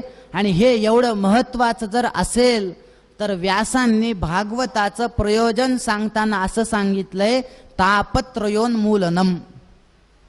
तीनही दुःखांचा नाश करणारं भागवत आहे. म्हणून आपल्याकडे वर्णन आहे, काल व्याल मुखग्रास त्रास निर्नाश हेतवे श्रीमद भागवतम शास्त्रम कलौ कीरेण भाषितम. हे भागवत आधी आपल्या जीवनातील दुःख निवृत्ती करतं. असं नाहीये की आपल्याला आपल्या जीवनामध्ये दुःख येणारच नाहीत. दुःख येणं वेगळं आणि आलेल्या दुःखाचा त्रास होणं वेगळं. बरोबर आहे की नाही? परीक्षेमध्ये मार्क कमी पडणं ठीक आहे, आलं दुःख. पण काही जण असं विचार करतात की ठीक आहे, यावेळेस कमी पडले ना, अजून प्रयत्न करून मी पुन्हा चांगले मिळवेन मार्क. याचा अर्थ दुःख झालं नाही. पण काही जण टेन्शनमध्ये येतात आणि आत्महत्या करतात. दुःख येणं वेगळं, होणं वेगळं, त्रास होणं वेगळं. भागवत काय करतं? भागवत दुःख येतील ठीक आहे, पण आलेल्या दुःखाचा त्रास तुम्हाला होणार नाही. तुकाराम महाराजाच्या जीवनामध्ये कमी दुःख आले का? तुकाराम महाराजांनी कधी भागवत ऐकलं नाही का? ऐकलंय. तुकाराम महाराजांचाच अभंग आहे, गीता भागवत करीती श्रवण अखंड चिंतन विठोबाचे. भक्त काय करतात? गीता भागवत ऐकतात. मग तुकाराम महाराजांना दुःख कमी होते का? एवढे दुःख होते, एवढे दुःख होते. अहो, उठल्यापासून त्यांना लोक त्रास द्यायचे. पत्नी सुद्धा नाही नाही ते बोलायचे. पण तरी सुद्धा तुकाराम महाराज काय म्हणायचे? नाही, बरं झालं देवा, मला तुम्ही दुःख दिले. कारण फार जर सुख मिळालं तर मी ह्याच्यात अडकेल ना संसारात. मला दुःख दिले ते बरं झालं. मी हे का सांगतोय की दुःख येणार नाहीत असं नाही. संतांना सुद्धा दुःख आली, पण त्यांना कधीही त्याचा त्रास झाला नाही. हे भागवत करतं. बर, कळालं आम्हाला, अधिकारी कळाला, प्रयोजन कळालं, विषय कळालं. आम्हाला एक सांगा, हे भागवत नेमकं काय आहे? बघा, व्यासांनी या भागवताला एका फळाची उपमा दिली आहे. फळ हे झाडाला लागतं ना. हे भागवत रूपी फळ कोणत्या झाडाला लागलंय? निगमकल्पतरोर गलितम फलम शुकमुखाद अमृतद्रव संयुतम पिबत भागवतम रसमालयम मुहुरहो रसिका भुवि भावुकाः. बघा, त्यांनी काय सांगितलं? निगमकल्पतरोर गलितम फलम. कुठल्या झाडाचं फळ आहे हे? निगमकल्पतरू. निगम म्हणजे वेद. वेदरूपी कल्पवृक्षाचं हे फळ आहे. कल्पवृक्ष याचा अर्थ काय? कल्पतरू. कल्पतरू म्हणजे काय? कल्पितम राती, म्हणजे आपण ज्याची कल्पना केली त्याची प्राप्ती होते. तुम्हाला माहिती आहे की नाही कल्पतरू? ती गोष्ट माहिती आहे का? एक माणूस त्या झाडाखाली बसला होता. फार प्रसिद्ध गोष्ट आहे बघा. वाटसरू होता, वनातून फिरू लागला, थकवा लागला, एका झाडाखाली बसला आणि मनात विचार केला, काय बाबा, एवढा थकवा, एवढं ऊन आहे, जर चांगलं थंड पाणी मिळालं असतं तर चांगलं झालं असतं. नेमकं ते झाड होतं कल्पतरूचं. झालं, लगेच त्याच्यासमोर पाणी आलं, पाणी पिलं. नुसत्या पाण्याने काय होतं? अजून लांब प्रवास करायचा आहे, पोटामध्ये थोडं अन्न गेलं तर बरं झालं असतं. बास, लगेच समोर पंचपक्वान्नाचं ताट, जेवला. आता एवढं छान जेवण झाले, जेवण झाल्यानंतर चांगली झोप लागली असती तर बरं झालं असतं. पण झोपण्यासाठी पलंग पाहिजे, पण इथं कुठून पलंग येणार? तेवढ्यामध्ये पलंग पण आला. पलंगावर पडला. पडल्या पडल्या विचार करू लागला, मनामध्ये जे जे आपण आणलं ते ते इथं येतंय. पाणी मागितलं पाणी आलं, अन्न मागितलं अन्न आलं, पलंग मागितला पलंग आला. इथं भूत तर नसेल? भूतही आलं. मग विचार केला, अरे बापरे, आता भूत मला खाऊन तर टाकणार नाही. कल्पतरू काय करतो माहितीये का? फक्त इच्छा केली ते देतो. तो चांगलं काय वाईट काय बघत नाही. पण वेदरूपी कल्पतरू असा आहे की तो फक्त तुम्हाला चांगलं असलेलंच देतो, वाईट दाखवतच नाही. म्हणून निगम कल्पतरो हो, हे फळ कुठलं आहे? वेदरूपी कल्पवृक्षाचं. त्याच्यानंतर सांगितलं गलितम फलम, गळून पडलेलं फळ आहे. फळ गळून कधी पडतं? हो की नाही? चांगलं पिकल्यानंतर गळून पडतं, म्हणजे पिकलेलं फळ आहे. त्यातल्या त्यात शुकमुखात अमृत द्रव संयुतम, म्हणे पोपटाची चोंच लागलेली आहे याला, शुकाचार्यांची. मग मला सांगा, एक तर पिकलेलं फळ, गळून पडलेलं फळ, त्याला पोपटाची चोच लागलेलं, किती गोड झालं असेल? पक्ष्यांनी खाल्लेलं फळ गोड लागतं म्हणतात. खाऊन बघितलंय का कधी? किती गोड लागतं. म्हणून त्यांनी सांगितलं, एवढं गोड असं हे फळ आहे, तुम्ही काय करा, पिबत भागवतम, तुम्ही भागवत रूपी फळ प्या म्हणले. आता मला सांगा, फळ हे खायचं असतं की प्यायचं असतं?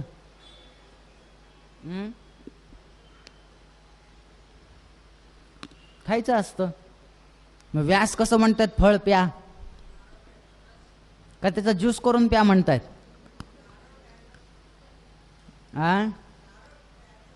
ठीक आहे, नाही नाही, सगळे फळ. सफरचंद खातो की पितो? मग हे फळ प्या कसं म्हणतायत? याचं कारणच एक आहे, प्रत्येक फळामध्ये काही ना काही त्याज्य अंश आहे. तुम्ही बघा, डाळिंब सगळं खाता येतं का? वरचं टाकून द्यावं लागतं. टरबूज का वरच्या सकट खाता? नाही ना. आंबा, आता आंब्याचं सीझन चालू आहे सध्या. आंबा कसं करता? साल टाकून द्यायची, मधलं खायचं, पुन्हा कोय टाकून द्यायची.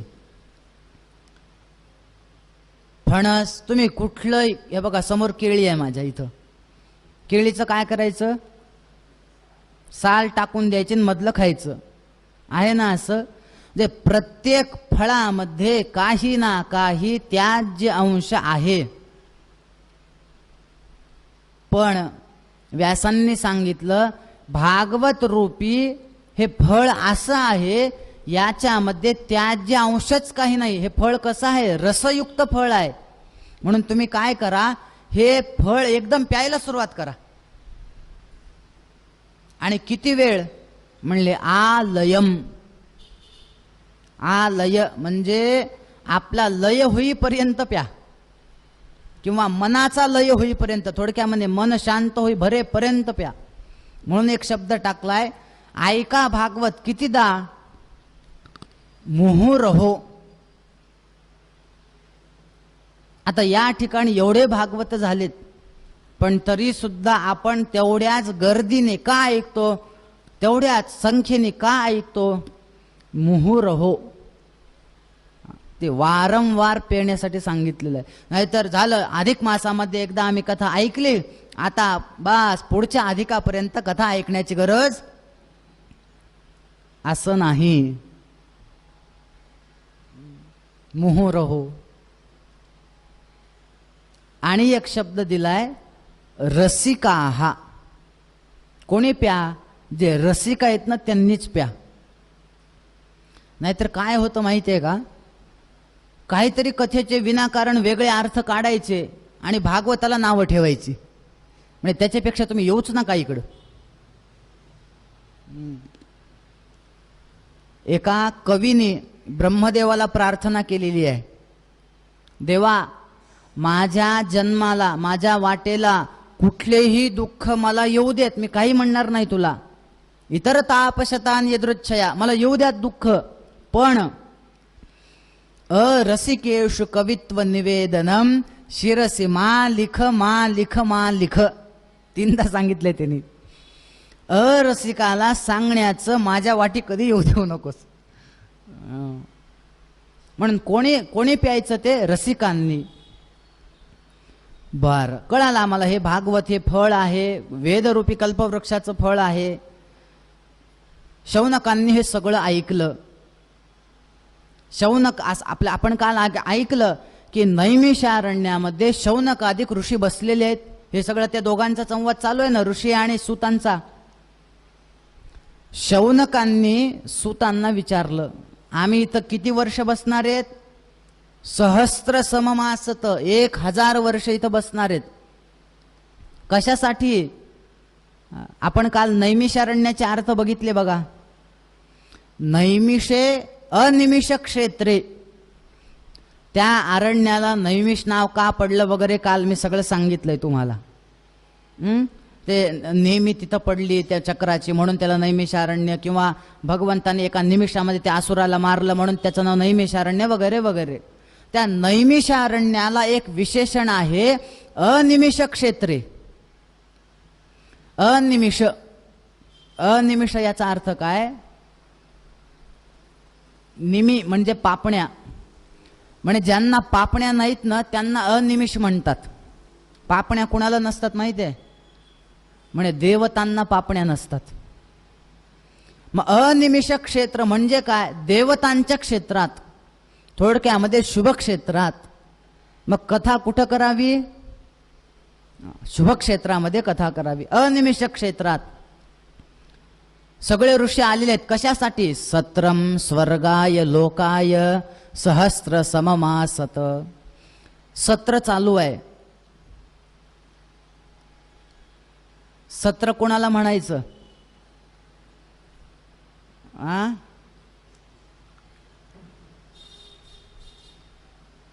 बरेच जण असं अर्थ करतात, सत्र म्हणजे यज्ञासाठी बसले. सत्राची पण व्याख्या आहे. आपण जर भागवतावरची श्रीधरी वंशीधरी जर टीका बघितली, त्याच्यामध्ये आपल्याला हे सगळे अर्थ पाहायला मिळतील. सत्र कोणाला म्हणायचं? बहुभ्यो दीयते यत्र तृप्यन्ति प्राणिनो बहु कर्तारो बहवो यत्र तत्सत्रमभिधीयते.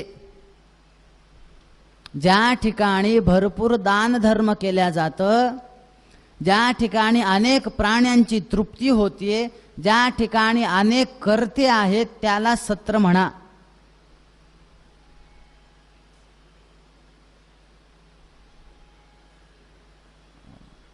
सत्रासाठी सगळे बसलेत.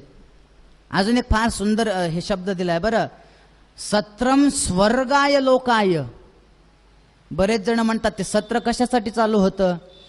स्वर्गाय लोकाय म्हणजे स्वर्ग लोकासाठी. पण मला सांगा, स्वर्ग लोकासाठी शौनकादिक ऋषी सत्र करतील का?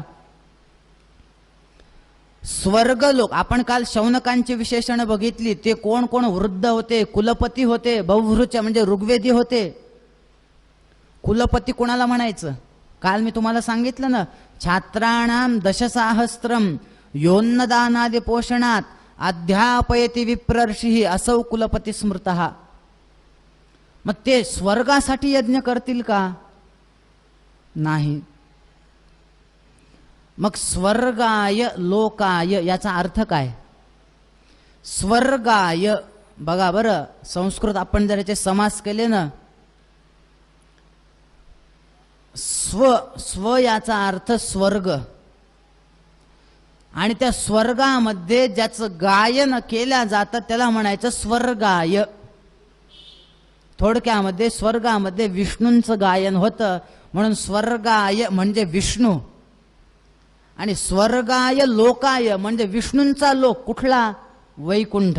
यद्गत्वा न निवर्तन्ते तद्धाम परमम मम. तर त्या परमपदाच्या प्राप्तीसाठी सत्र आहे, स्वर्गासाठी नाही.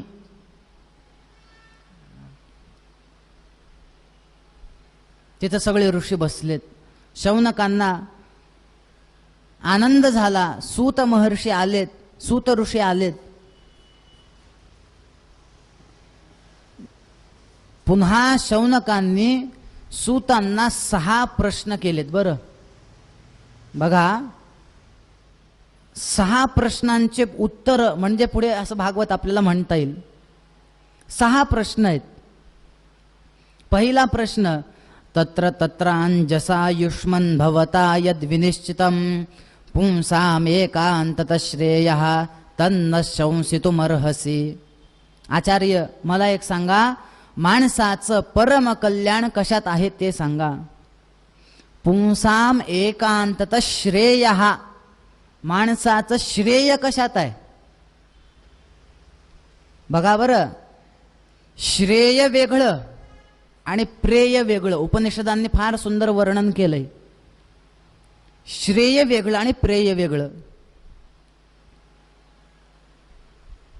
एका वाक्यात सांगू का? श्रेय याचा अर्थ जे आपल्याला कल्याणकारी आहे ते, आणि प्रेय याचा अर्थ जे आपल्याला आवडतं ते.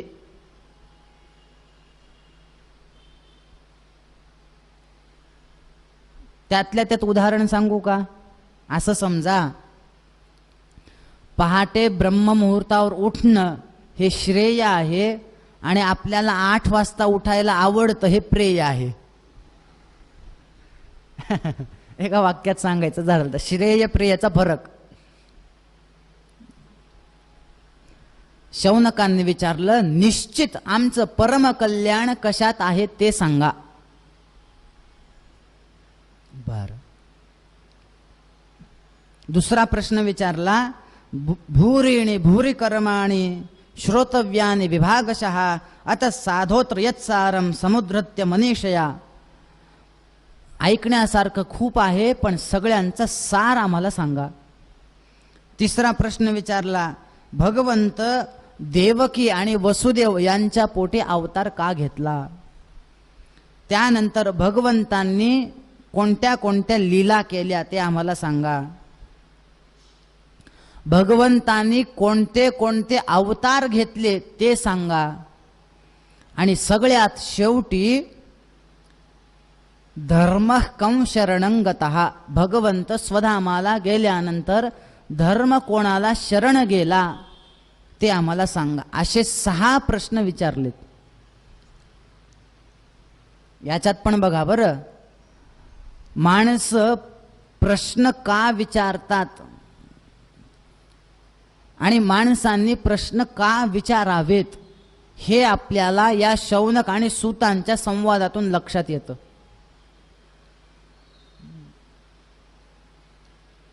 प्रश्न का विचारले जातात म्हणजे अनेक कारण आहेत.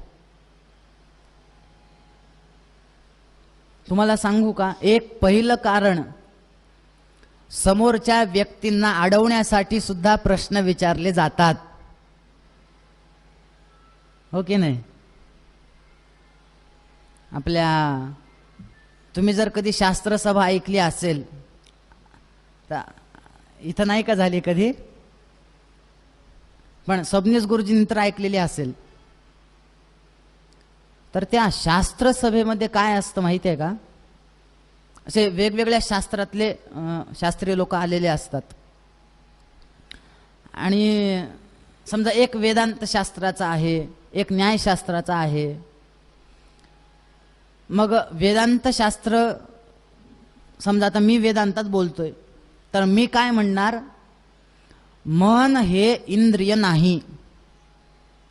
लगेच सबनीस गुरुजी न्यायशास्त्रातून म्हणणार मन हे इंद्रिय आहे. मी म्हणणार नाहीये, ते म्हणणार आहे. म्हणलं मी विचारणार कस काय?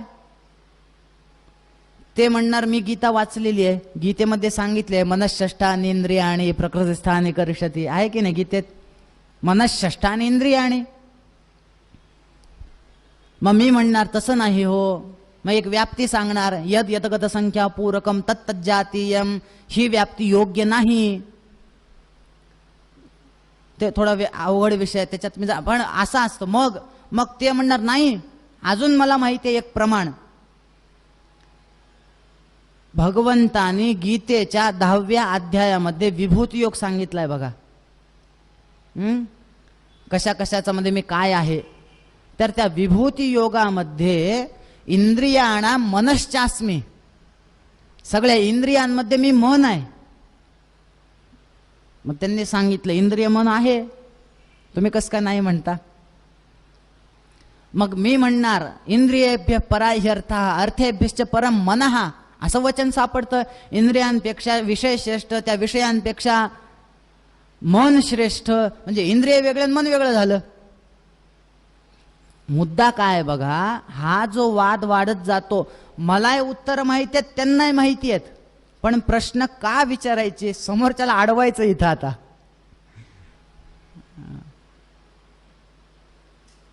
अडवण्यासाठी प्रश्न विचारले जातात.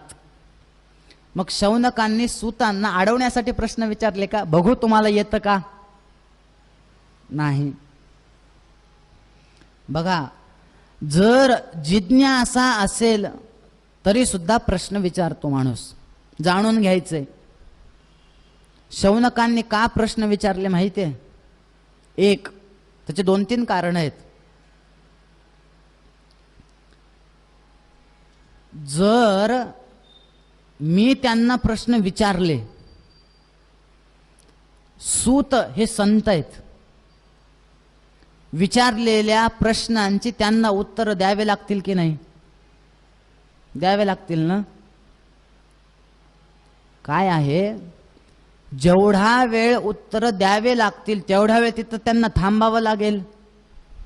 तेवढा वेळ थांबल्यानंतर तेवढा काळ मला सत्संगती लाभेल म्हणून प्रश्न विचारले, सत्संगतीसाठी. दुसरी गोष्ट,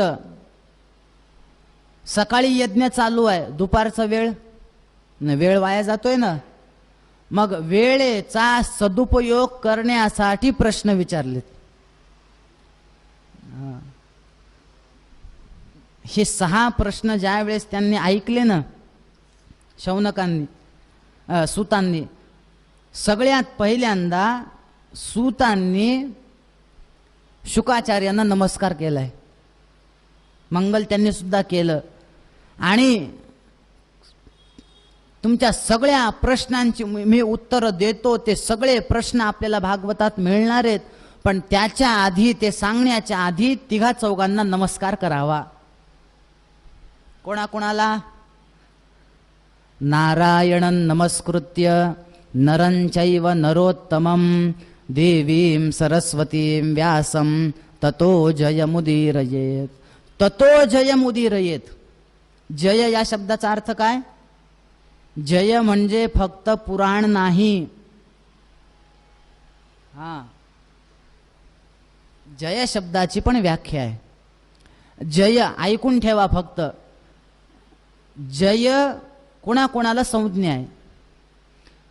18 पुराणानि रामस्य चरितं तथा कार्ष्णं वेदं पंचमंच यन् महाभारतं विदुः तथैव विष्णुधर्माश्च शिवधर्माश्च शाश्वताः जयेति नाम तेषांच प्रवदन्ति मनीषिणः.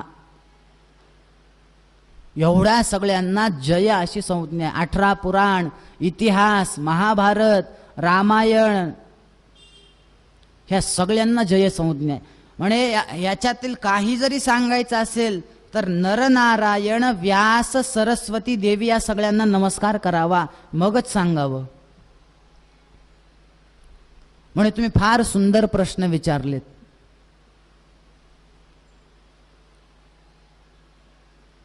पहिल्यांदा त्यांच्या विचारलेल्या प्रश्नांची स्तुती केली. बघा बरं, म्हणजे आपल्याकडे जर संत आले तर त्यांना काय विचारावं हे आपल्याला या प्रसंगातून कळतं. घरी साधू आले, कधी महाराज गुरुजी कोणी विद्वान वक्ते आले, चहा दूध झाला, महाराज एक विचारू का? म्हणे काय? ते पोराचं लग्न होत नाही हो.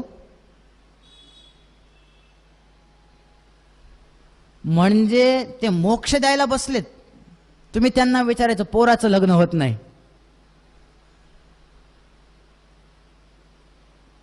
साधू घरी आले, महाराज सोयाबीनचा भावच वाढत नाही हो, कापसाचा भावच वाढत नाही, काय करावं? तसं नाही. म्हणून काय विचारावं?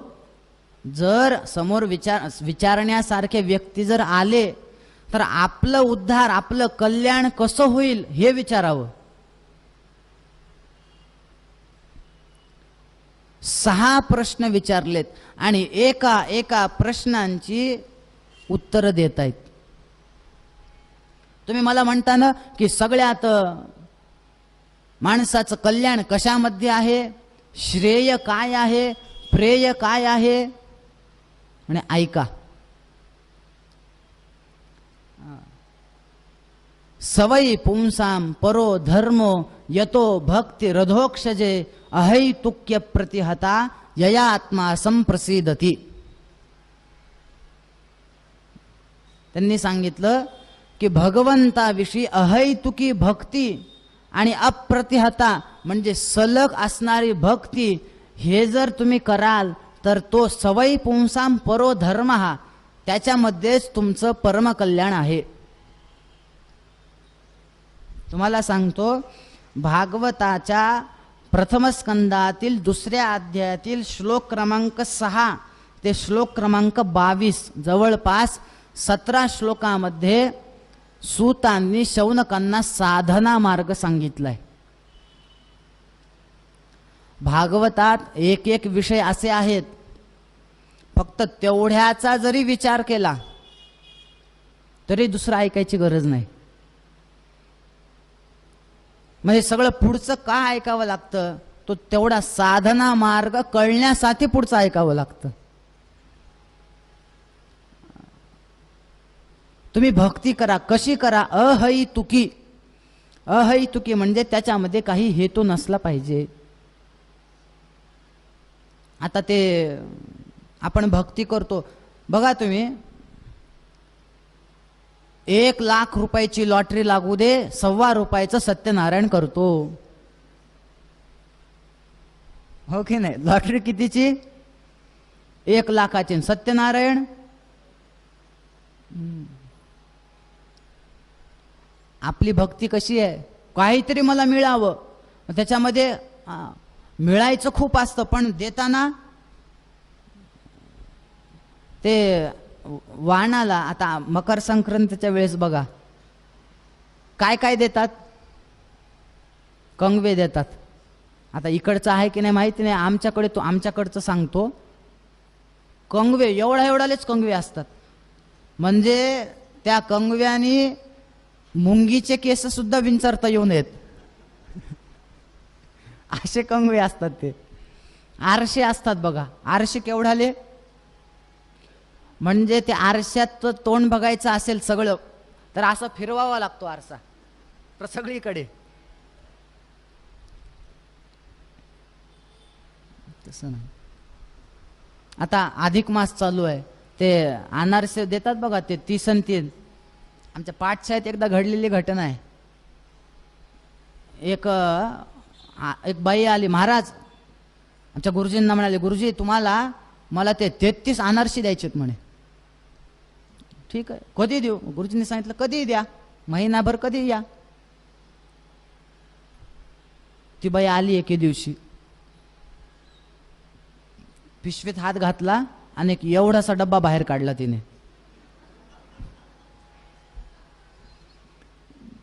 झालं. आता गुरुजीने सांगितलं, पोरांना एक मोठं ताट आणा म्हणे. कशासाठी? 33 अनारसे काढायचेत ना. तिने सांगितलं थांबा 1 मिनिट, गरज नाही म्हणले ताटाची. म्हणे कस काय? तिने त्या डब्बीचं झाकण काढलं, एवढ्या डब्बीमध्ये 33 अनारसे बसवले होते. म्हणजे एवढे अनारसे छोटे, त्या एका अनारशाला एकच खसखस चिटकलेलं होतं. बघा कसे केले असतील. रेसिपी जाणून घ्यायची का सांगा.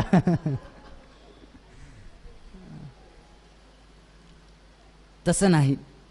अहैतुकी आणि अप्रतिहता, जे करायचंय ते मनातून आणि अहैतुकी हेतून असला पाहिजे. अप्रतिहता याचा अर्थ काय, सलग केलं पाहिजे. आपल्याला देव फक्त एकादशीलाच आठवतो. मंदिरात जायचं, चला आज भजन आहे, आज एकादशी आहे, मग बाकीचे 14 दिवस कुठं जातो पांडुरंग? तसं नाही. अप्रतिहता, सलग पाहिजे. तुम्हाला मी व्यवहारातलं सांगतो. असं समजा, एक मुलगा डॉक्टरांकडे गेला, मला ताप आलाय डॉक्टर, तुम्ही मला गोळ्या द्या. डॉक्टरांनी 4 दिवसाच्या गोळ्या दिल्या. घरी गेला, डॉक्टरांनी सांगितलं सकाळ संध्याकाळ घ्यायच्या. घरी गेला, 2 महिन्यानंतर डॉक्टरांकडे गेला. डॉक्टर साहेब, कालच माझ्या गोळ्या संपल्यात आणि अजिबात रोग बरा झाला नाही. डॉक्टर म्हणाले, बाबा तू कधी आला होतास?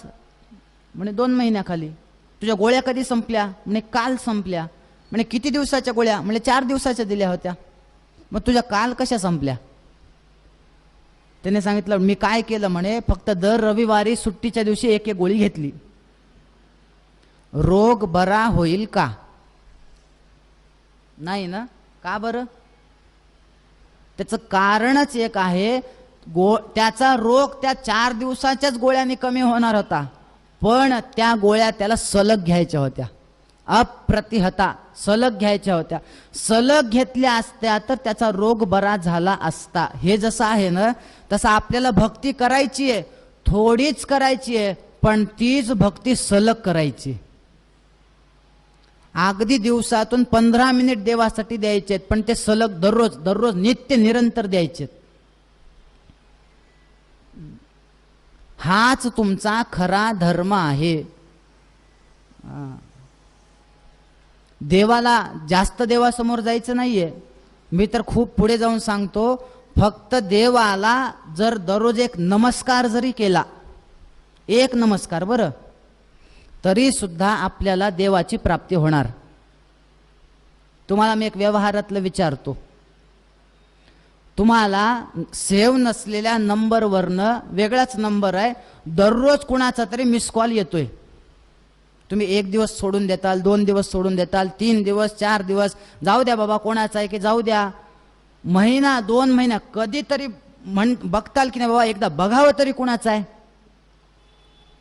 होईल की नाही? देवाला दररोजचा नमस्कार म्हणजे देवाला मिस कॉल आहे आपला. एक नमस्कार. देवाला सुद्धा म्हणावं लागेल, बाबा दररोज कोण मला येऊन नमस्कार करतोय, कोण मिस कॉल देतोय, कधी ना कधी त्याला सुद्धा बघावं लागेल. म्हणून तुम्ही किती भक्ती करता याला महत्व नाही, तुम्ही कशी भक्ती करता याला महत्व आहे. आणि हाच खरा धर्म आहे असं सांगितलं. शौनकांनी पुढे प्रश्न विचारले की ते भागवत जे तुम्ही सांगताय त्याची निर्मिती कशी झाली, ते व्यासांनी शुकाचार्यांना कसं शिकवलं, आणि परीक्षित राजांनी त्या गंगेच्या तटावर जाऊन ते कसं ऐकलं, त्यांना शाप का मिळाला, ते सगळं तुम्ही आम्हाला सांगा.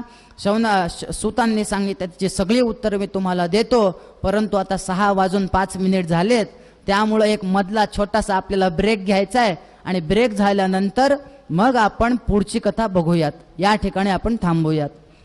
गोपाल कृष्ण भगवान की जय.